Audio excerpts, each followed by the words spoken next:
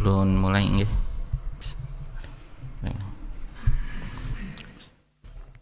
Assalamualaikum warahmatullahi wabarakatuh.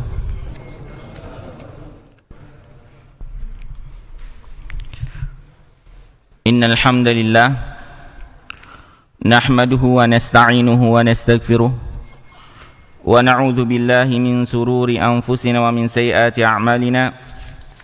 Man yahdihillahu fala mudilla lahu wa man yudlil fala hadiya lahu. Ashhadu an la ilaha illallah wahdahu la syarika lahu wa ashhadu anna Muhammadan abduhu wa rasuluhu la nabiyya ba'dah. Allahumma zidna ilman nafi'a wa rizqan thayyiba wa amalan mutaqabbala. Semoga Allah Subhanahu wa taala dalam pertemuan ini dan kajian ini memberikan kita banyak manfaat ilmu, dan semoga Allah Subhanahu wa taala juga memberikan kepada kita kemudahan pemahaman sehingga kita dapat mengambil manfaat-manfaat daripada ilmu agama Allah Subhanahu wa taala. Jamaah salat maghrib yang dirahmati oleh Allah Subhanahu wa taala, kita meneruskan tentang hilyah thalabil ilm. Kemarin kita sudah mengetahui bahwasanya ilmu itu adalah ibadah. Jadi yang pertama yang perlu kita perhatikan bahwasanya ilmu itu adalah ibadah, karena ilmu itu didasarkan oleh keikhlasan kepada Allah Subhanahu wa taala, yang artinya ketaatan kepada Allah Subhanahu wa taala. Kemudian ilmu tersebut adalah hendaknya selalu konsisten untuk memurnikan niat kita kepada Allah Subhanahu wa taala, yaitu menjaga keikhlasan kita kepada Allah Subhanahu wa taala, sehingga apapun yang kita lakukan niat kita hanya untuk Allah Subhanahu wa taala. Kemudian niat kita sebagaimana yang kemarin kita bahas adalah untuk menjaga syariat Allah Subhanahu wa taala. Jadi niat kita yang pertama adalah hanya untuk Allah Subhanahu wa taala, menjaga syariat Allah Subhanahu wa taala agar kita melakukan ibadah sesuai dengan tuntunan dari Nabi kita Muhammad sallallahu alaihi wasallam. Kemudian kita teruskan pembelajaran kita tentang hilyah thalabil ilm. Ini adalah karangan Syekh Abu Bakar, jadi disyarah oleh Syekh Utsaimin. Di sini dijelaskan yang ketiga yang perlu diperhatikan adalah jangan sampai kita menjadi seseorang yang tubuliyat. Apa yang dimaksud dengan tubuliyat? Dikatakan oleh Syekh Utsaimin rahimallahu taala, hiya al-masail allati yuradu biha asy-syuhrah, yaitu yang mana dia menginginkan dengan ilmu tersebut adalah ketenaran. Dia menginginkan dengan ilmu tersebut agar dia dipandang hebat oleh manusia-manusia yang lain, maka disebut dengan yang namanya tubuliyat. Li'annaha mathalut tifal laha sautun waraninun, karena sebagaimana anak kecil dia memiliki suara dan bunyi-bunyian atau deringan yang khusus, yang beda dengan yang lainnya. Makanya jikalau ada permasalahan yang asing di antara manusia, kemudian terdengarlah kemasyhuran tentang pendapatnya, sarat ka'annaha sautu tifal, artinya dia terdengar walaupun kita tidak tahu siapa yang meneriakinya. Makanya disebut dengan yang namanya tubuliyat. Tubuliyat itu adalah kemasyhurannya itu akan terdengar kemanapun, ke penjuru yang lain, walaupun dia belum bertemu dengan orang tersebut. Makanya disebut dengan yang namanya tubuliyat.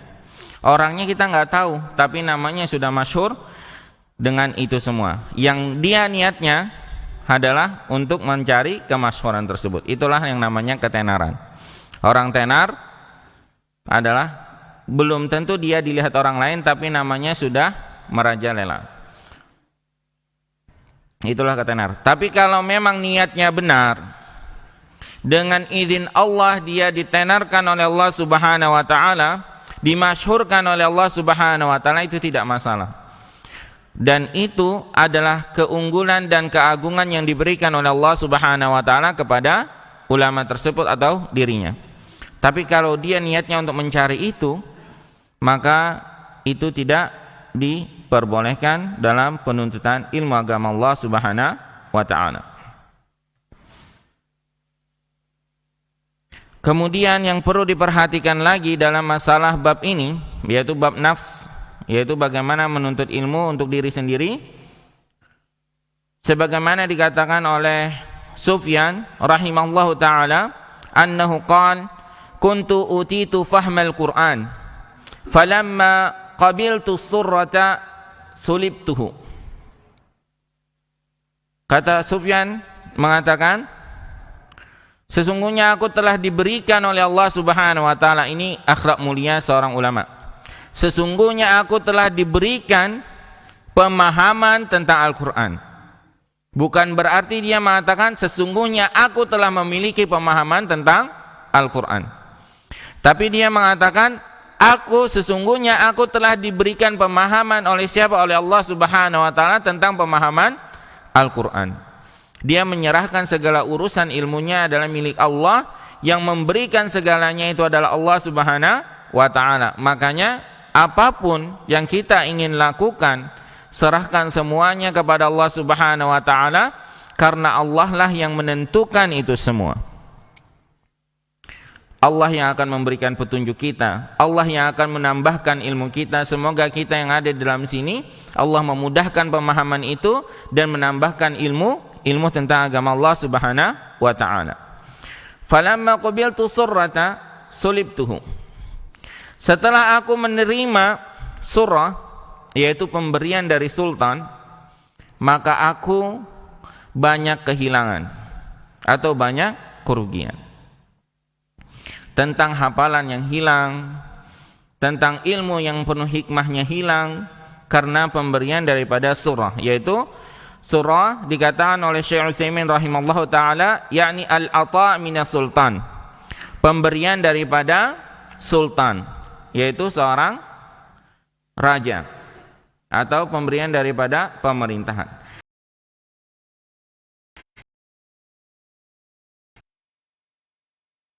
Yang niatnya pemberian tersebut ingin menjadikan mereka patuh dengan aturan daripada sultan tersebut. Dia mengikuti apa yang seharusnya dia katakan sesuai dengan perintah dari sultan tersebut. Jadi disinilah banyak ulama, banyak kiai yang ketika dia sudah terpengaruh dengan pemberian daripada sultan tersebut, fatwa-fatwanya atau ceramah-ceramahnya tersebut yang dulunya menegakkan kebenaran, sekarang dia malah mengikuti apa aturan pemerintahan dan membenarkan perbuatan pemerintahnya, perbuatan sultannya tersebut. Inilah yang akan menghancurkan daripada keikhlasan penuntut ilmu agama Allah Subhanahu wa taala. Makanya para ulama itu hati-hati dalam menerima hadiah itu. Jadi, wa minal ma'lum annahu la yazuzu lil alim ay yaqbala hadiyata sultan. Perlu diketahui bahwasanya tidak boleh bagi seorang ulama menerima hadiah dari sultan. Idza kana sultanu yuridu an takuna hadhil atiyah matiyatan la yarkabuha mata syaa li hadzal alim. Jadi ketika seorang sultan tersebut menginginkan sesuatu kepada ulama tersebut, jadi enggak boleh. Atau kita memberikan seseorang sesuatu, menginginkan sesuatu tersebut, kebalikannya, maksudnya ingin agar nama kita dibaikan kepada ulama tersebut, ulama yang mengiyakan, maka ini tidak diperbolehkan di dalam masalah penuntutan ilmu agama Allah Subhanahu wa taala, atau menghancurkan niat seorang penuntut ilmu agama Allah Subhanahu wa taala. Liwafiqahu fi aqwalihi wa af'alihi, agar ulama tersebut mengikuti perkataan-perkataan sultan dan perbuatan-perbuatan sultan tersebut. Jadi tidak diperbolehkan. Adapun jikalau harta yang diberikan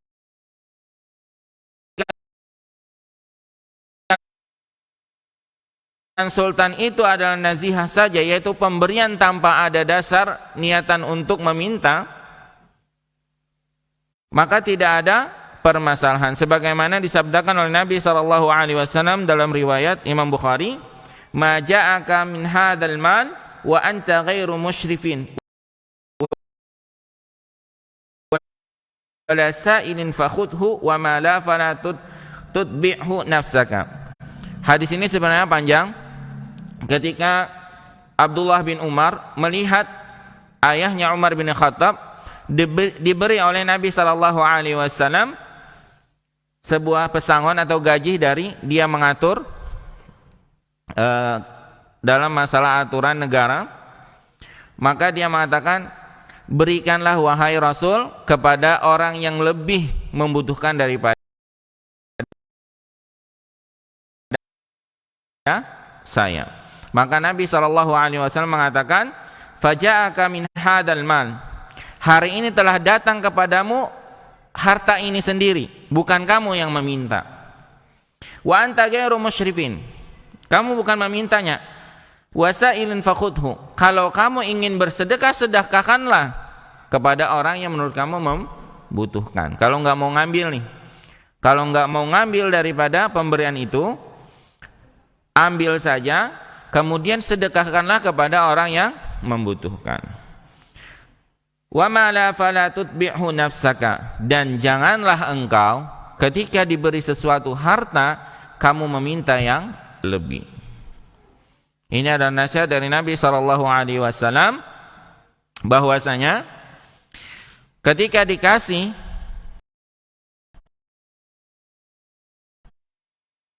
tanpa ada maksud apapun, ambil saja. Tapi kalau kita memang nggak mau memakainya, berikanlah kepada orang yang membutuhkan. Menurut kita orang yang membutuhkan. Inilah untuk menjaga diri kita juga, jangan bernafsu ketika ingin mendapatkan harta tersebut. Inilah yang dikatakan oleh Sufyan bin Tsauri, bahwasanya dia hilang banyak ilmunya ketika mendapatkan surah daripada sultan tersebut. Kemudian seterusnya adalah wa yu'sar an Sufyan ats-Tsauri. Jadi wa yu'sar an Sufyan bin Sa'id ats-Tsauri rahimallahu ta'ala qauluhu ma 'alajtu syai'an asyaddu 'alayya min niyyati. Kata beliau, tidak ada yang lebih sulit untuk aku usahakan untuk diperbaiki daripada keikhlasan niatku. Seorang ulama besar, dia mengatakan tidak ada yang lebih sulit aku obatin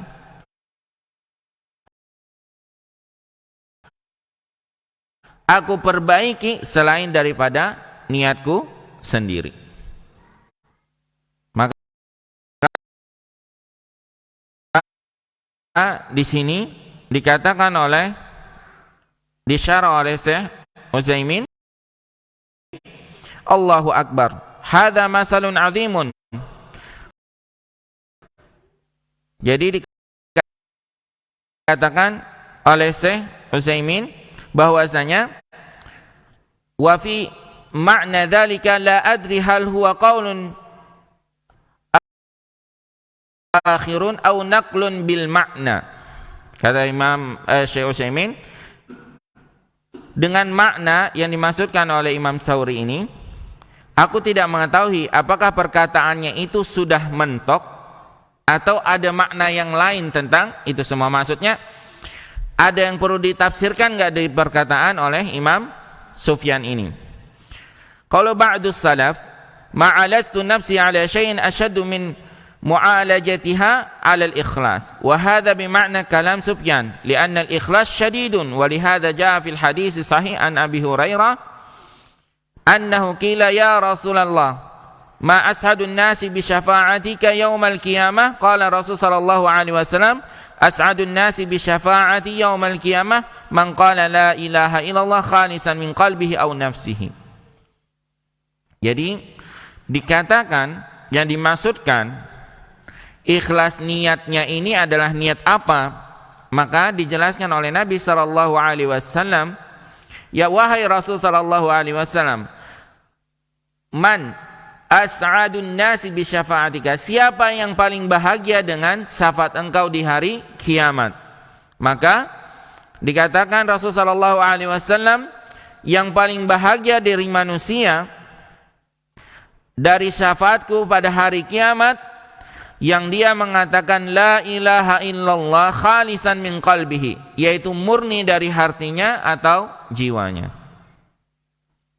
Ini menandakan bahwasanya yang dikatakan oleh Sufyan bin Tsauri itu ada makna lain ketika mengikhlaskan, yang dimaksudkan dengan niatku, memperbaiki niat kita adalah memperbaiki keikhlasanku dalam beribadah kepada Allah Subhanahu wa ta'ala, dalam mengesahkan Allah Subhanahu wa ta'ala. Ini maksudnya adalah apapun yang dia lakukan dalam berdakwah, apapun yang dia lakukan saat menuntut ilmu agama Allah Subhanahu wa ta'ala, tujuannya hanya satu, yaitu kembali ke awal, ilmu itu adalah ibadah. Ibadah yang akan diterima saat dia benar-benar mengesahkan Allah Subhanahu wa ta'ala, murni dari hatinya atau dari jiwanya. Bukan berarti yang maksud niatku ini adalah niat untuk tidak mendapatkan sebagian daripada dunia. Tidak. Yang dimaksudkan dengan niat ini, mengikhlaskan niat ini adalah dia boleh menerima sebagian daripada dunia, tapi hanya untuk keperluan dirinya saja. Bukan berarti ketika dia mengikhlaskan niat ini dia tidak menerima apapun dari bagian dunia, tidak. Karena kita sering berdoa, Rabbana atina fid dunya hasanah wa fil akhirati hasanah. Kita sering berdoa kebaikan di dunia dan kebaikan di akhirat. Setiap manusia itu juga membutuhkan yang namanya penghidupan. Jadi disinilah dimaksudkan membenarkan niat, memperbaiki niat. Setiap dia menuntut ilmu agama Allah adalah niatnya hanya untuk Allah Subhanahu wa ta'ala. Kalaupun ada bagian dunia datang kepada dia tanpa dia meminta, tanpa dia menetapkan, maka itu tidak dipermasalahkan kalau mau diambil. Kalau mau enggak diambil, ambillah dulu kata Nabi SAW. Kemudian setelah diambil, kalau mau disedekahkan, sedekahkanlah. Sedekahkanlah kepada orang yang membutuhkan. Kemudian Umar bin Zar, annahu qala liwalidihi, ya abi, malaka idza wa'adta an-nasa akhadhahumul buka, wa idza wa'adahum ghairuka la yabkun. Faqala ya bunayya laysatin nahiyatu thaqla mathalan nahiyatil mustajara. Waffaqaka Allahu li rusydika. Amin. Ketika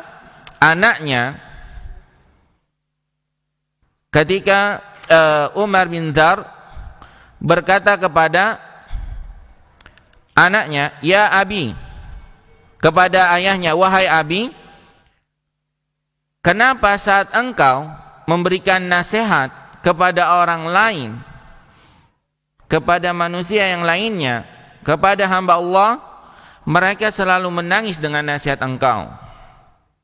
Dan ketika aku melihat orang lain memberikan nasihat tersebut, mereka tidak menangis. Maka dikatakan ayahnya, wahai anakku, apakah sama antara orang yang sedih karena kehilangan seseorang dengan sedih ketika dia diberikan atau disewa? Sedihnya itu, dia menangisnya itu benar-benar kehilangan, dengan dia menangis gara-gara disewa. Jadi enggak sama. Kita sering melihat ada orang aktingnya bagus untuk disuruh menangis dibayar, disewa nangisnya. Ini tidak akan menyentuh hati seseorang dengan dia menangis benar-benar seolah menangis dengan kehilangan. Atau dia saat kehilangan seseorang, dia menangisnya bagaimana? Itulah bedanya antara orang yang menangis benar-benar kehilangan dengan menangis ketika dia disewa untuk beradegan menangis. Ini beda. Makanya inilah yang dimaksudkan oleh ayahnya Umar bin Dzar, bahwasanya ketika kita menasihatin orang lain, maka berusahalah memang kita niatnya untuk kebaikan kepada diri kita dan orang lain tersebut. Ketika kita ingin berbuat baik kepada orang lain, maka niatkanlah berbuat baik untuk diri kita dan kepada orang lain juga. Niatnya itu untuk kebaikan diri kita, niatnya untuk kebaikan orang lain. Makanya di sini dikatakan, kalau kita menuntut ilmu agama Allah atau menuntut ilmu, kita menginginkan sesuatu di dunia itu tidak dimasalahkan. Contoh ketika kita belajar mendapatkan syahadah atau mendapatkan ijazah, maka tidak masalah belajar mendapatkan ijazah tersebut selama niatnya, kata Syekh Utsaimin rahimallahu taala, adalah kebaikan untuk dirinya dan kebaikan untuk orang lain. Bukan niatnya untuk mendapatkan gaji di dunia. Itu bedanya. Tapi juga perlu diperhatikan, banyak ijazah yang dia beli, atau ketika dia lulus diluluskan dengan bentuk skripsinya misalnya atau apanya, makalahnya untuk syarat kelulusannya dia beli kepada orang lain, na'udzubillah. Ketika dia bekerja atau dia mendapatkan harta dengan syarat tersebut, maka itu perlu dipertanyakan. Jangan sampai kita menggunakan ijazah-ijazah seperti itu. Jadi tidak dipermasalahkan mengambil sebagian di dunia, yaitu niat untuk dunia seperti ijazah. Kenapa? Sekarang itu menjadi kebutuhan. Ijazah tersebut menjadi kebutuhan. Kalau seandainya nanti ke depannya ada anak-anak kita ngajarin orang lain ketika titelnya nggak ada, banyak orang yang tidak percaya walaupun ilmunya lebih besar daripada orang yang punya titel. Tapi kalau dia sudah punya ilmu, titelnya ada, orang Masya Allah akan lebih percaya kepada dirinya. Karena niatnya adalah dia untuk dirinya menambah ilmu, sama niatnya untuk berdakwah di jalan Allah Subhanahu wa ta'ala. Ada juga yang mengatakan seperti ini, seseorang akan hancur niatnya ketika dia menuntut ilmu agama Allah Subhanahu wa ta'ala. Ya, ketika menuntut ilmu agama Allah Subhanahu wa ta'ala, yang dia inginkan agar dia lebih baik, lebih berilmu daripada manusia yang lain, atau lebih berilmu daripada temannya sendiri atau tetangganya sendiri atau teman dekatnya sendiri, maka itu akan menghancurkan niatnya di dalam menuntut ilmu agama Allah Subhanahu wa ta'ala. Aku niat harus lebih baik daripada dirinya, itu tidak dibolehkan. Tapi kalau niatnya adalah untuk melebihi ilmu yang dia dapatkan dari sekarang ini, dia ingin berniat melebihi ilmu yang dia dapatkan sekarang ini, dia bersemangat al-hirs fi talabil ilm, dia bersemangat dalam menuntut ilmu agama Allah Subhanahu wa ta'ala, maka itulah keikhlasan untuk menuntut ilmu agama Allah Subhanahu wa taala. Apalagi kalau ada orang yang mengatakan ketika dinasihatin saya sudah tahu. Ketika orang ini dinasihatin sudah saya tahu yang ingin engkau katakan. Na'udzubillah. Ini kesalahan sekali untuk masalah itu. Karena apa? Ketika orang dinasihatin dia mengatakan saya sudah tahu, maka pada saat itu dia telah al-fakhr, dia telah mempunyai ada jiwa kesombongan di dalam dirinya. Maka itu akan menghancurkan ilmu yang ada dalam dirinya. Ilmu itu adalah pemberian Allah. Kalau Allah ingin mencabut ilmu tersebut mudah saja. Maka hendaknya semakin orang berilmu maka semakin tunduklah kepada Allah Subhanahu wa taala. Kemudian di dalam masalah penuntutan ilmu agama Allah Subhanahu wa taala ini, banyak di antara kita sebagai orang tua bahagia anaknya bertambah ilmunya itu tidak masalah. Bukan berarti menghancurkan ilmu si anak, tidak. Bukan berarti menghancurkan ilmu orang tuanya, tidak. Ketika seorang orang tua menginginkan anaknya lebih berilmu lagi, maka itu luar biasa. Tapi ketika orang tua menginginkan anaknya melebihi ilmunya daripada temannya, agar lebih daripada temannya, maka ini kesalahan. Kenapa? Ilmunya tidak akan pernah datang. Kenapa? Karena itu bukan ibadah kepada Allah Subhanahu wa taala. Makanya banyak orang tua yang mengatakan, itu teman kamu lebih pintar daripada kamu. Kamu harus lebih pintar daripada dia. Maka pendidikan seperti ini adalah sesuai keinginan manusia, bukan karena Allah, maka akan susah mendapatkan ilmu tersebut. Kalau kita memang niatnya untuk kebaikan pada diri kita, kebaikan kepada anak kita, maka niatkanlah anak kita harus lebih baik atau bertambah ilmunya daripada yang dulu. Jadi niatkanlah itu. Karena ilmu adalah milik Allah, Allah lah yang akan memberikan ilmu tersebut.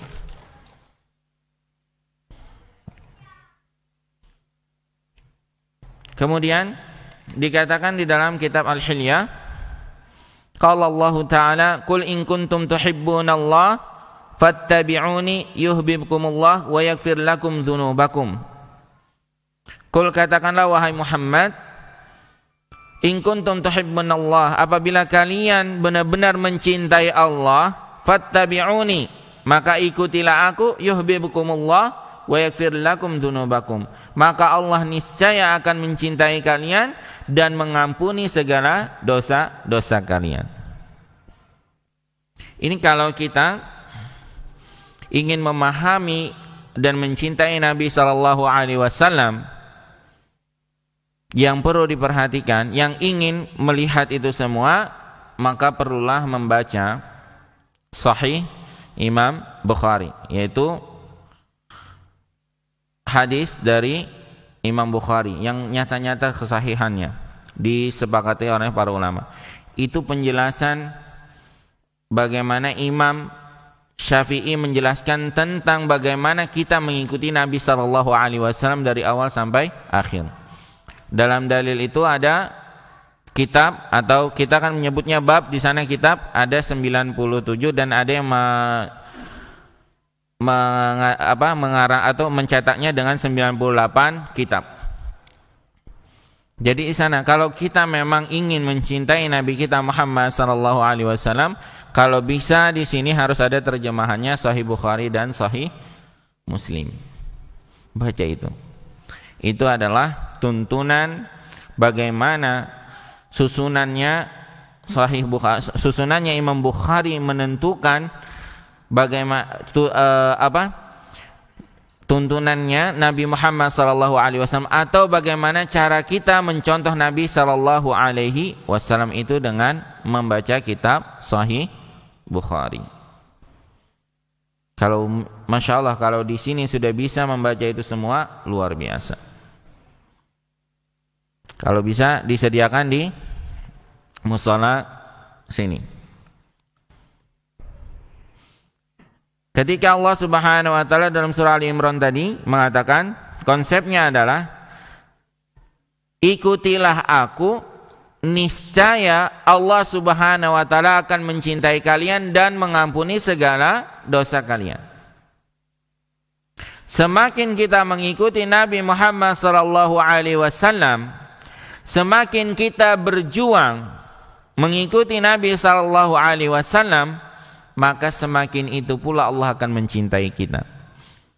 Semakin niat kita menuntut ilmu agama Allah itu memperbaiki diri kita, memperbaiki orang lain, biar orang lain bisa mengikuti kita sesuai dengan ajaran Nabi sallallahu alaihi wasallam, mendalami ajaran Nabi sallallahu alaihi wasallam, semakin itu pula hidayah Allah akan datang. Makanya jangan mengira segala yang kita miliki adalah milik kita. Ilmu, saya belajar dari kecil makanya saya dapat ilmu tersebut. Tidak. Saya belajar dari kecil sampai sekarang karena Allah lah yang memberikan ilmu tersebut. Ada orang yang berapa tahun mempelajari ilmu agama Allah Subhanahu wa taala baru bisa. Ibnu Umar saja 8 tahun baru memahami tafsir surah Al-Baqarah. Seorang sahabat Nabi radhiyallahu anhu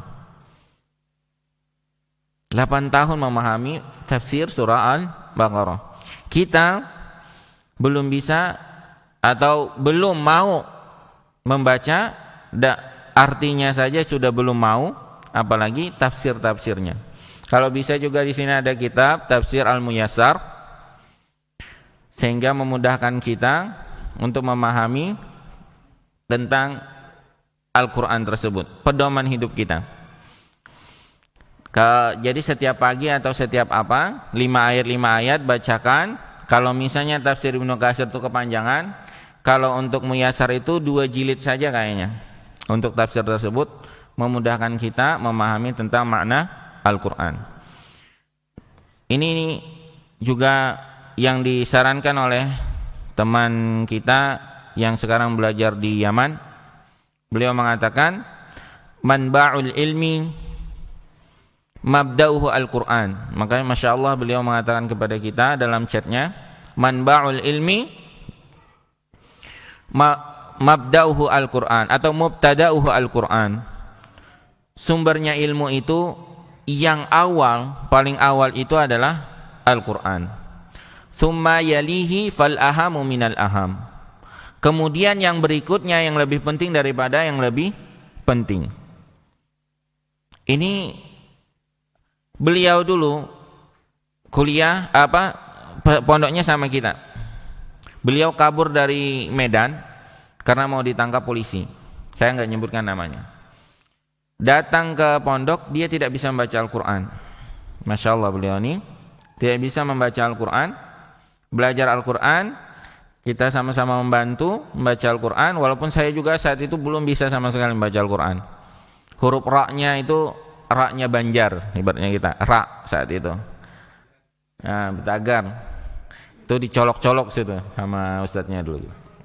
Kita sama-sama nggak bisa, tapi dia belum bisa daripada saya. Alhamdulillah saya lebih bisa duluan sedikit daripada beliau.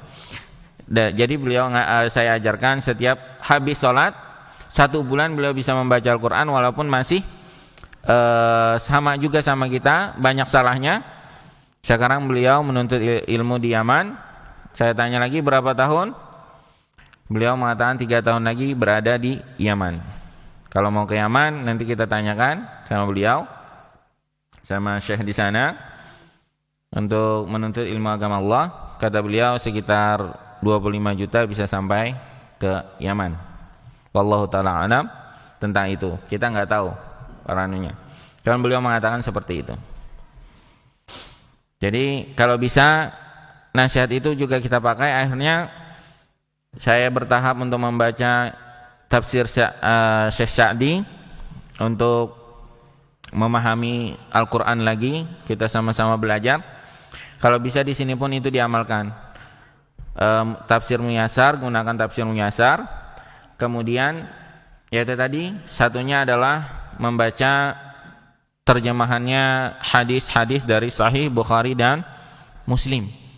insyaallah itu menuntun kita kepada ittiba bisunnati Nabi sallallahu alaihi wasallam, yaitu mengikuti sunnah Nabi sallallahu alaihi wasallam.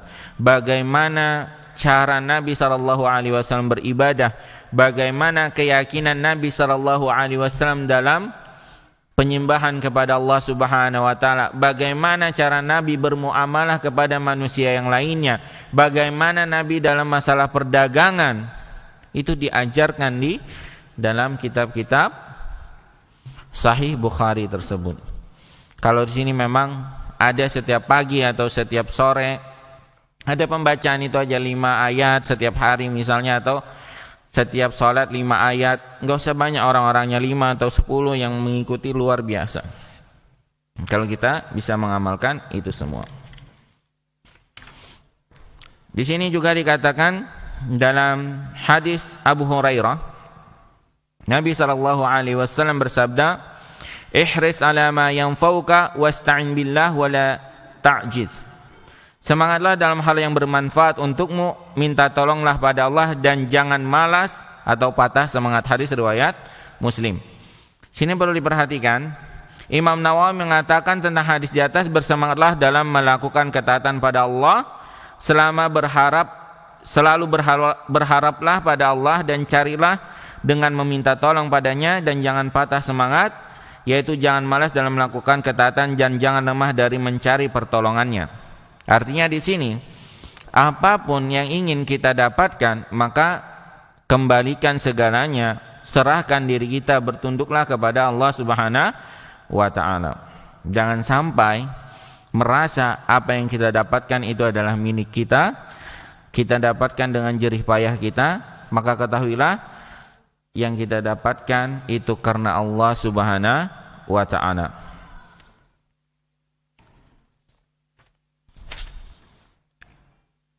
Imam Malik bin Dinar berkata tentang ilmu, "Man talaba al-ilma lil amal waffaqahu Allah, wa man talaba al-ilma li ghairi al-amal yazdadu bil ilmi fakhra." Ini dikatakan dalam kitab Hilyatul Auliya, barang siapa yang mencari ilmu agama untuk diamalkan, maka Allah akan terus memberikan taufik padanya. Sedangkan barang siapa yang mencari ilmu bukan untuk diamalkan, maka ilmu itu hanya sebagai kebanggaan atau kesombongan. Jadi ilmu itu dikatakan ilmu saat itu diamalkan, maka Allah Subhanahu wa taala pastilah akan memberikan taufik kepada dirinya atau petunjuk kepada dirinya. Jadi amalan inilah bukan karena dia banyak mengetahui, tapi banyak yang dia amalkan itulah yang nanti Allah memberikan taufik dalam dirinya. Kenapa orang banyak sholat tapi maksiatnya masih jalan? Karena apa? Yang diamalkan belum tentu sesuai dengan tuntunan Nabi Muhammad SAW. Kita tahu ilmunya, tapi belum tentu kita mengamalkan dengan seluruhnya. Masalah takbir aja, tahu ilmunya takbir itu, cara mengangkatnya bagaimana. Ketika riwayat Imam Muslim, yaitu adalah selaras dengan daun telinga. Imam Bukhari yaitu dengan punggung. Makanya pendapatnya para ulama fikih adalah di antara daun telinga dan punggung.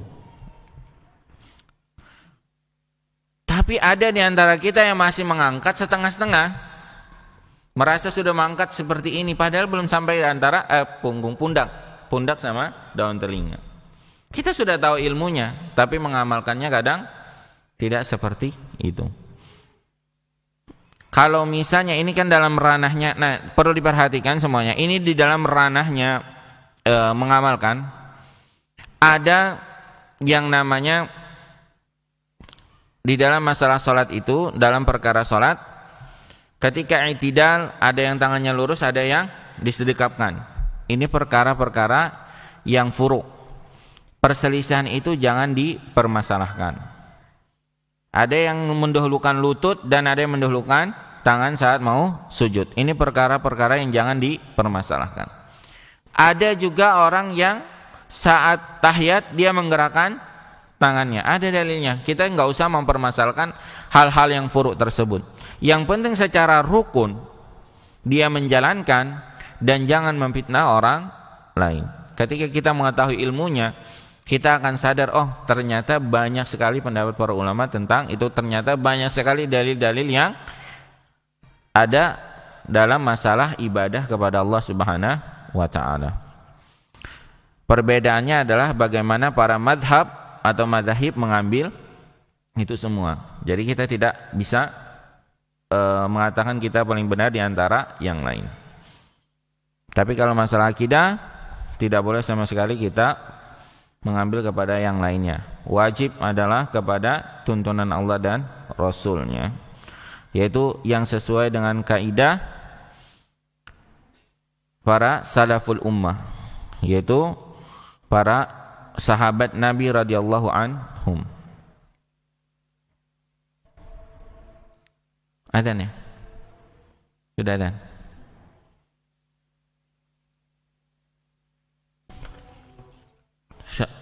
Sudah adzan? Belum? Nggih, ulun tambahkan. Baik. Nggih, adzan dulu selamat, ulun tambahkan sedikit lagi perkataan para ulama tentang menuntut ilmu agama Allah.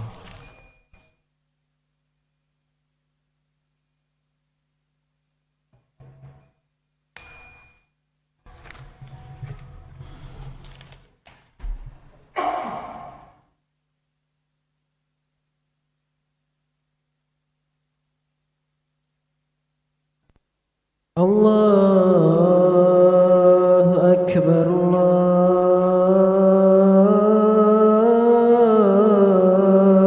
Akbar,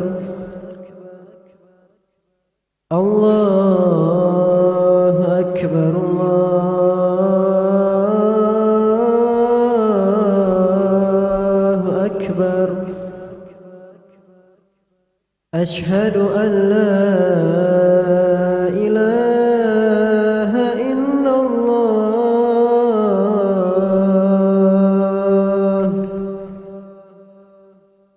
أشهد أن لا إله إلا الله أشهد أن محمدًا رسول الله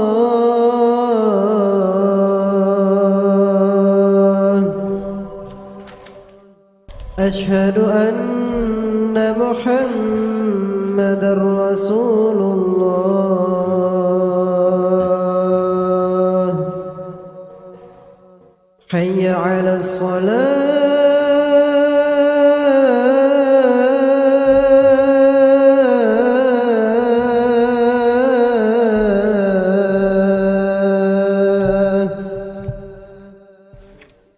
حي على الصلاة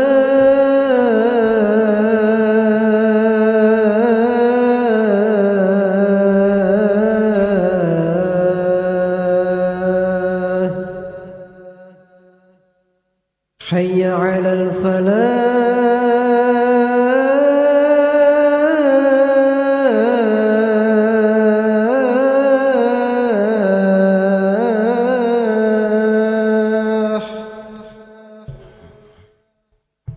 حي على الفلاح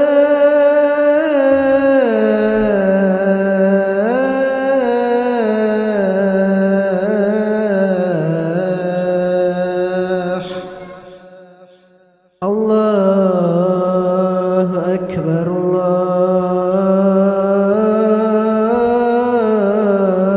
الله أكبر لا إله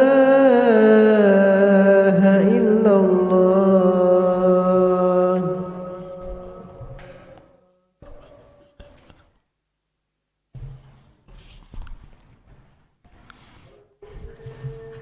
Ya, kita lanjutkan sebentar untuk masalah hilya. Setelah kita mengetahui bagaimana Allah akan mencintai kita ketika kita mengikuti Nabi sallallahu alaihi wasallam, ya ayyuhalladzina amanu in tattaqullaha yaj'al lakum furqana wa yukaffir 'ankum sayi'atikum wa yaghfir lakum. Jadi di sini ada 3, wahai orang-orang yang beriman, Apabila engkau bertakwa kepada Allah Subhanahu wa taala, maka dijadikan kepada kalian sebagai pembeda. Wa yukaffir ankum sayiatikum, dan akan dihapuskan segala kejelekan-kejelekan kalian. Wa yaghfir lakum, dan akan diampuni segala dosa-dosa kalian. Ini perlu diperhatikan. Wa yaj'al lakum furqana, dan akan menjadikan kalian sebagai pembeda. Maksudnya dengan ilmu, ketika kita belajar menambah ilmu dengan ilmu, maka kita akan menjadikan pembeda antara diri kita dengan orang-orang yang tidak berilmu, antara orang beriman dengan orang-orang kafir. Ya, antara orang-orang beriman juga dengan orang-orang kafir. Kenapa? Sebagaimana dalam surah Al-Baqarah, Alif Lam Mim, dzalikal kitabul la raiba fihi hudal lil muttaqin. Itulah kitab yang tidak diragukan lagi di dalamnya, yaitu petunjuk bagi orang-orang yang bertakwa. Siapa orang-orang bertakwa? Alladzina yu'minuna bil ghaibi, yang mana dia beriman dengan hal-hal yang gaib. Ketika mereka berilmu, maka dia akan mempercayai hal-hal yang gaib. Dikatakan oleh Imam Sya'di mengatakan bahwasanya inilah al-farqu bainal muslim wal kafir, yaitu ada al-imanu bil ghaib, yaitu adalah beriman dengan yang gaib ini. Perkara-perkara gaib ini salah satu pembeda antara orang Islam dengan orang-orang kafir. Karena orang-orang kafir banyak tidak mempercayai tentang yang namanya hari kemudian, tentang hari kiamat, tentang Allah. Mereka tidak mempercayai itu. Makanya semakin kita berilmu, maka kita akan menjadi pembeda. Semakin kita mengimani yang gaib. Wa yuqimunas shalah wa mimma razaqnahum yunfikun, dan dia menegakkan salat, dan wa mimma razaqnahum yunfikun, dan apa yang telah diberikan kepada mereka dari rizki, mereka menginfakkannya, atau sebagian dari rizki itu mereka infakkan. Maka konsep inilah yang dipakai untuk salah satu ciri orang-orang yang percaya dengan yang namanya kitab Allah Subhanahu wa taala, yang dia mengamalkan kitab Allah Subhanahu wa taala itu mengamalkan dalam Al-Qur'an, yaitu beriman kepada yang gaib, menegakkan salat. Ini tadi kita berilmu tentang salatnya, tapi kadangkala tata cara salat kita, amalan, bentuk gerakan kita tidak sesuai dengan ilmu yang kita miliki.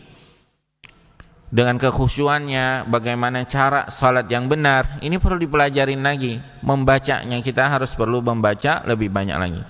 Kitab yang paling baik tentang itu adalah Sifat Salat Nabi punya Syekh Albani rahimahullahu ta'ala.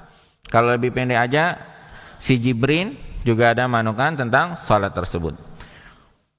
Kemudian wa mimma razaqnahum yunfikun, dan apa-apa yang telah kami berikan rezeki kepada mereka, mereka memberikan lagi infak kepada orang lain, bersedekah kepada orang lain. Inilah yang dimaksudkan orang yang semakin beriman kepada Allah Subhanahu wa taala, maka dia akan banyak memberikan itu semua kepada Allah lagi. Karena dia tahu yang dia miliki bukan miliknya, tapi yang dia miliki adalah milik Allah Subhanahu wa taala. Ini beberapa perkataan ulama tentang menuntut ilmu. Setelah itu kita tutup. Ibnu Aqil ketika usianya mencapai 80 tahun ia bersenandung. Semangatku tidaklah luntur di masa tuaku, begitu pula semangatku dalam ibadah tidaklah usang. Walau terdapat uban di rambut kepalaku, namun tidak melunturkan semangatku. Hanya Allah yang memberikan taufik untuk terus semangat dan belajar. Bagaimana para ulama menyerahkan sepenuhnya kepada Allah Subhanahu wa taala. Hanya Allah yang memberikan taufik untuk terus semangat dan belajar. Kita mintalah kepada Allah agar kita menjadi orang yang semangat menuntut ilmu agama Allah sampai tua nanti, dan semangat untuk beribadah kepada Allah Subhanahu wa taala. Terus dikatakan juga Imam Ahmad sebelum subuh sudah siap-siap untuk belajar. Jadi Imam Ahmad itu sebelum subuh dia sudah siap-siap untuk belajar menuntut ilmu agama Allah Subhanahu wa taala. Al-Khatib Al-Baghdadi ketika membaca kitab As-Sahih Bukhari hingga tuntas pada gurunya Ismail Al-Hiri. Yaitu Al-Khatib Al-Baghdad Syekh Al-Khatib Al-Baghdad, ulama, dia mengikuti pembelajaran Ismail Al-Hiri dalam 3 majelis. Bagaimana majelis tersebut? Majelis pertama, kedua dibacakan ketika kitab sahih tersebut mulai dari maghrib hingga subuh. Majelis ketiga, Sahih Bukhari dibacakan dari waktu duha hingga maghrib dan dilanjutkan terus hingga terbit fajar subuh. Artinya, ulama masa dulu ketika menuntut ilmu agama Allah Subhanahu wa taala benar-benar serius. Kita Masya Allah sekarang waktu kita di antara maghrib dan isya saja banyaknya. Kalau bisa setiap sholat 5 ayat tentang tafsir atau membacakan hadis Nabi SAW, luar biasa. Bergantian saja membacanya, kayak halaqah-halaqah kecil, satu yang membacakan, satu yang beberapa mendengarkan. Nanti gantian lagi. Itu adalah halaqah-halaqah kecil seperti itu. Jadi pembelajaran para ulama seperti itu. Ketika kita belajar sama beliau, selesai satu kitab, kita maju ke kitab berikutnya. Beliau tidak mengajarkan lagi kitab ini. Kitalah yang nanti mengajarkan kepada yang baru-baru. Seperti itu. Jadi Syekh itu mengajarkan, sudah ditanya, dia sikap dalam masalah ilmunya, dicatat dia. Jadi murid pertama inilah yang akan mengajarkan kepada murid berikutnya lagi. Begitu seterusnya. Sehingga dia tetap melanjutkan pembelajarannya. Setelah bukunya habis, baru diulangi lagi dari awal. Seluruh muridnya bisa ikut lagi. Jadi ulama sangat banyak sekali melakukan ibadah dalam masalah menuntut ilmu agama Allah Subhanahu wa taala. Imam Malik saja, gurunya Imam Syafi'i rahimallahu taala, itu setiap malam hampir membaca kitab Muwatta'nya atau murajaah kitab Muwatta'nya.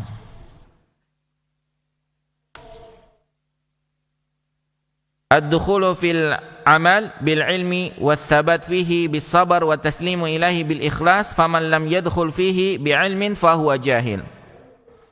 Masuk dalam amalan hendaknya diawali dengan ilmu, lalu terus mengamalkan ilmu tersebut dengan bersabar. Kemudian pasrah dalam ilmu dengan ikhlas. Siapa yang tidak memasukkan amal dengan ilmu, maka ia orang bodoh.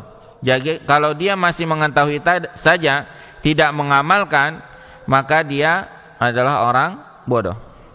Dikatakan lagi oleh para ulama,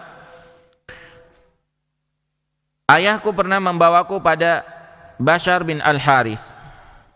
Lantas ia berkata, wahai Abu Nasar, yaitu Bashar bin Haris tadi, sebutannya adalah Abu Nasar, anakku ini sudah masyhur dengan penulisan hadis, ia terkenal sebagai orang yang berilmu. Apa lantas dikatakan oleh Bashar menasihatiku, wahai anakku, namanya ilmu itu mestinya diamalkan. Jika engkau tidak bisa mengamalkan seluruhnya, amalkanlah 5 dari setiap 200 ilmu yang engkau miliki. Sama hitungannya dengan zakat dirham atau perak, yaitu 2,5% daripada ilmu yang engkau ketahui. Itu paling sedikit amalan yang perlu kalian kerjakan daripada ilmu yang kalian ketahui. Jadi orang berilmu itu tidak dikatakan bodoh ketika dia mengamalkan ilmu yang dia dapatkan. Semoga kita semua menjadi hamba-hamba yang dimudahkan melakukan amalan-amalan ibadah kepada Allah, dimudahkan untuk memahami tentang ilmu agama Allah Subhanahu wa taala, dan dimudahkan untuk melaksanakan ibadah hanya kepada Allah Subhanahu wa taala, dan dijauhi kepada kesyirikan-kesyirikan yang menghancurkan segala amalan dan menghancurkan segala ilmu yang kita dapatkan karena petunjuk dari Allah Subhanahu wa taala. Subhanakallahumma wa bihamdika asyhadu an la ilaha illa anta astaghfiruka wa atubu ilaik. Salah hilap itu datangnya dari ulun pribadi dan dari syaitan, kebenaran hanya datangnya dari Allah dan Rasulnya. Semoga ini menjadi kajian yang terus menerus, yang mendapatkan limpahan rahmat dari Allah Subhanahu wa taala. Assalamualaikum warahmatullahi wabarakatuh.